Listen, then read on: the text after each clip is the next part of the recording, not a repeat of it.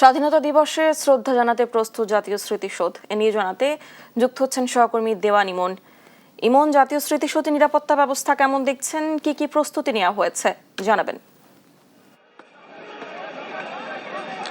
জি, আগামীকাল মহান স্বাধীনতা দিবস, এই উপলক্ষে কিন্তু স্মৃতিসৌধের যে ধোয়া মোছা এবং চকচকে করার যে কাজ, সেটি কিন্তু ইতিমধ্যেই সম্পন্ন করেছে গণপূর্ত বিভাগ। এবং আমরা দেখেছি যে যেহেতু এখানে কয়েক স্তরের নিরাপত্তা বলয় তৈরি করা হয়েছে, কারণ এখানে আগামীকাল রাষ্ট্রপতি, প্রধানমন্ত্রী সহ অন্যান্য যারা বিশেষ ব্যক্তিরা আসবেন, সে উপলক্ষে কিন্তু আমরা দেখেছি স্মৃতিসৌধ এলাকা থেকে শুরু করে ভেতরে কিন্তু যে নিরাপত্তার যেই বলয়, সেটি কিন্তু তারা পরিদর্শন করছেন, নিশ্চিত করছেন। এবং বাহিরের যারা দর্শনার্থী, তাদের কিন্তু বেশ কিছুদিন আগে থেকেই এই স্মৃতিসৌধ এলাকায় প্রবেশাধিকার কিন্তু এখানে একেবারেই বন্ধ করে দেওয়া হয়েছিল। কারো কোনো প্রবেশ কিন্তু বাহিরের কোনো ব্যক্তিকে কিন্তু স্মৃতিসৌধ এলাকায় করে দেওয়া হচ্ছিল না। এবং এই যে আগামীকাল স্বাধীনতা দিবস, এই স্বাধীনতা দিবস উদযাপন উপলক্ষে কিন্তু কয়েক স্তরের নিরাপত্তা ব্যবস্থা যেমন নিয়েছে আইন শৃঙ্খলা বাহিনী, তার মধ্যে পোশাকধারীর পাশাপাশি কিন্তু সাদা পোশাকেও পুলিশ সদস্যরা কিন্তু এখানে, আইন শৃঙ্খলা বাহিনীর সদস্যরা কিন্তু এখানে নিয়োজিত রয়েছেন। পাশাপাশি আমরা দেখেছি যে